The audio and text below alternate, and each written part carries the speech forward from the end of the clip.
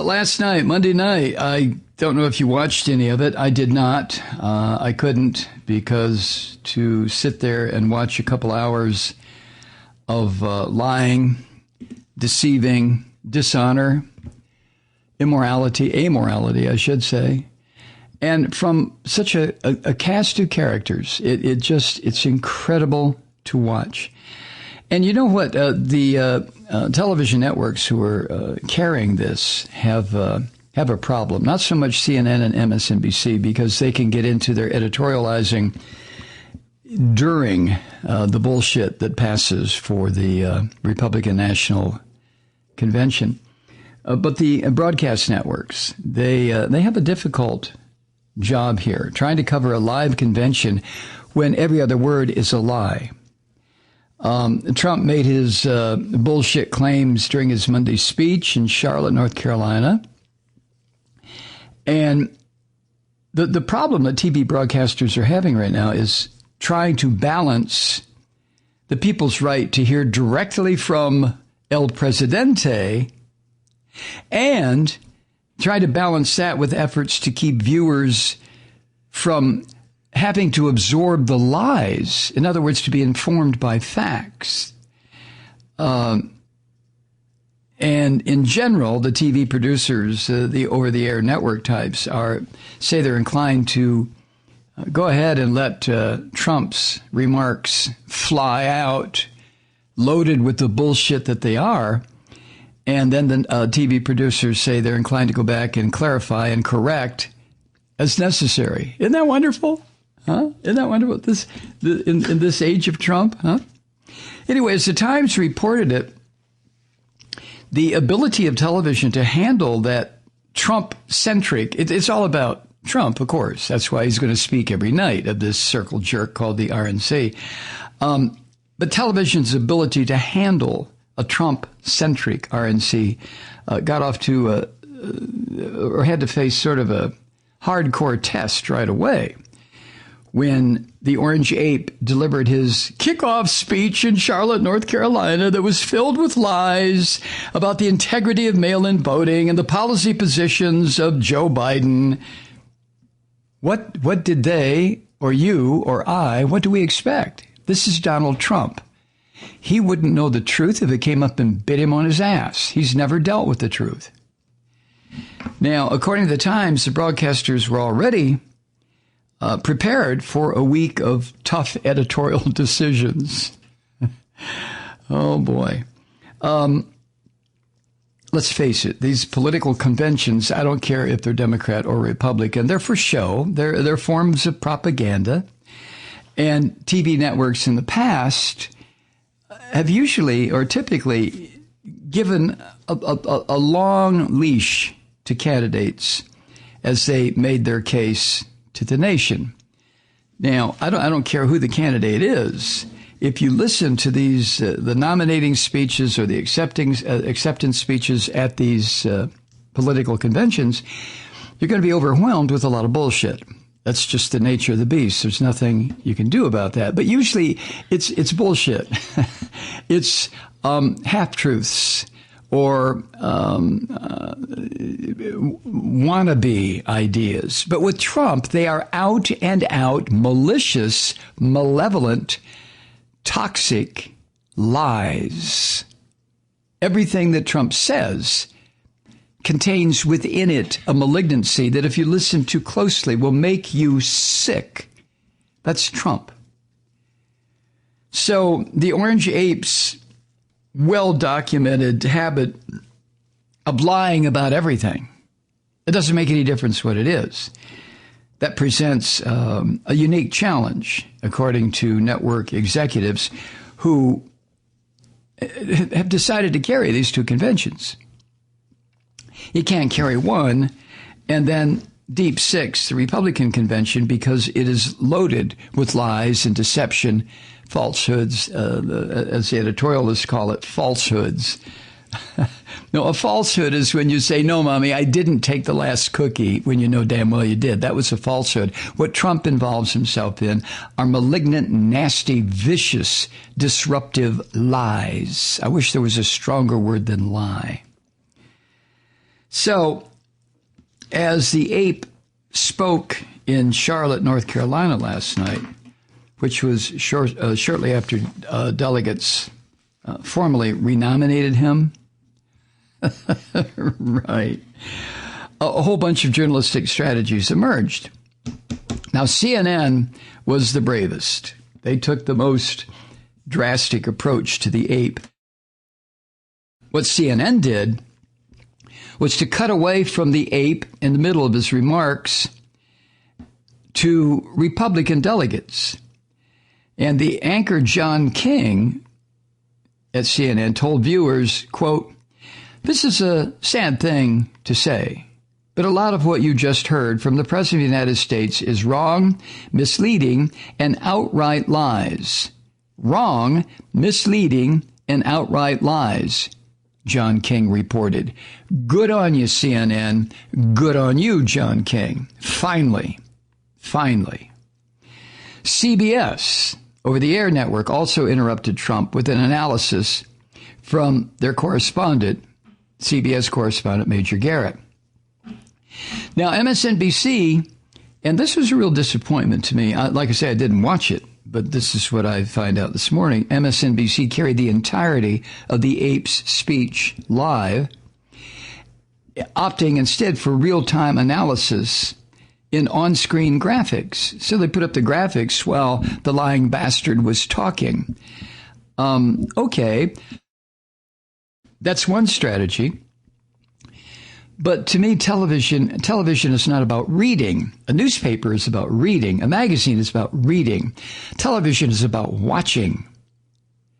So if they put up graphics, wordy graphics, as MSNBC is prone to do, I don't know how many people are going to tune out what the ape is saying and read what the graphic says. But to me, it's kind of a shitty way to do it.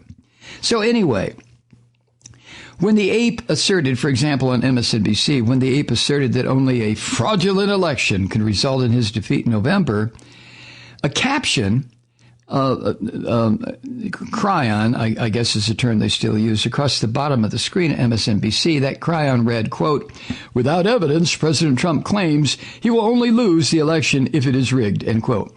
Well, in the first place, the introductory phrase, "without evidence," comma, What? Does MSNBC want us to believe that evidence exists somewhere? And that the orange ape just didn't have it handy? That's the impression I get. Without evidence, President Trump claims? How about says, asserts, categorically states? It's not a claim. It's a categorical statement. Trump is setting the country up for bloody revolution. That he will only lose if the election is rigged. Come on, MSNBC, for Christ's sake. Of course, they're owned by Comcast, aren't they? Which is in turn owned by, or a major shareholder anyway, I don't know the corporate structure anymore, a right-wing son of a bitch who would probably like to see NBC and MSNBC just disappear. After Trump finished, the NBC and MSNBC, but the NBC news anchor Chuck Todd ticked through a lengthy fact check. And Chuck Todd put it this way. He said that the speech was, quote, "filled with so many made-up problems about mail-in voting that if we were to air just the truthful parts, we probably could only air maybe a sentence, if that much." Okay. That's a good karate chop to the bullshit that Trump put out there. But it's too wordy. I mean, come on, Chuck. All you have to say is what you just heard from Donald Trump is a litany of lies, deceptions, mistruths, half-truths, and if he were allowed to say it, bullshit, which he's not. Fox Sewer carried Trump's speech live, which is no surprise, but did not offer a correction after Trump's lies. The anchor over at the Fox Sewer, somebody named Harris Faulkner, later asked a guest, who was the Trump campaign spokeswoman, Erin Perrine. He asked her to back up some of the president's lies. And of course, dear Miss Perrine offered no evidence whatsoever. She avoided the question. See, they all know, every one of these, that's why, Trump is poison. Trump is filth. Trump is the worst that this country could possibly produce under any circumstances. But the people who work for him and promote him and coddle him and pretend like what he says is true, those are the son of a bitches to me that I just wish would all fall down. See, if I were king of America, I know exactly what I would do. I would just say to the networks, the Republican convention is happening in a week. No coverage, except little short clips that we'll provide in the next day's news reports with the necessary commentary to prove that even the short clips are filled with bullshit. See, that's what I would do if I were, let's say, dictator of the United States. I prefer king, but whatever it takes. Because why allow this propagandistic, just horrible Joseph Goebbels kind of horseshit to pollute the airwaves and by extension the minds of the American voters? Why? Why is it? Oh, that's right, First Amendment. Oh, but there is no such thing as completely free speech. It doesn't exist. There are all sorts of restrictions on speech, as we pointed out, and we pointed it out 1,000 times. So why do the networks fall back on that First Amendment guarantee? Okay, it's political speech. They're supposed to, which is what the intent was, I'm sure, with the framers with the First Amendment. Okay, I'm not sure. I'm just guessing they were talking about political speech. But when political speech has been degraded and debased to the point that the orange ape has degraded and debased it, then it's no longer free speech. It now becomes propaganda. Propaganda that is designed to destroy the very institution that granted free speech to begin with. You notice that too.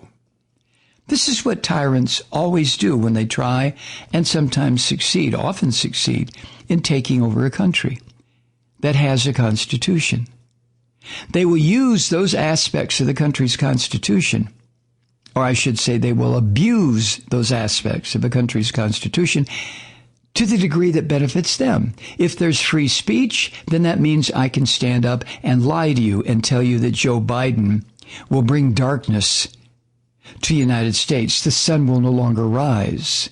It'll be 24 hours of darkness every day, 365. Yes, it will. Okay. And you say, oh, Malloy, for Christ's sake, nobody's going to believe that. Okay. How about a variation then? How about this? If Joe Biden becomes president, there will be riots in the streets. How about that? So it no longer is free speech or political speech. It's now insightful, and I don't mean insight, I-N-S-I-G-H-T. I mean insight, I-N-C-I-T-E, to cause, to bring about violence. It now becomes insightful propaganda, which is deliberately what Trump is doing.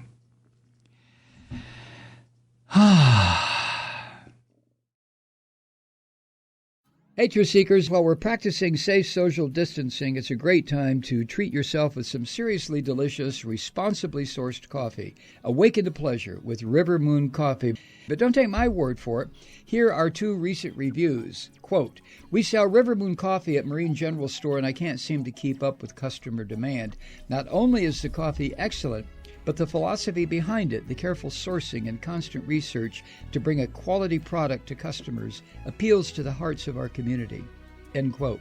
And here's one from a fellow Malloy listener. Quote, "I love this coffee. I buy it in 5-pound bags. I especially love the Truth Seeker blend."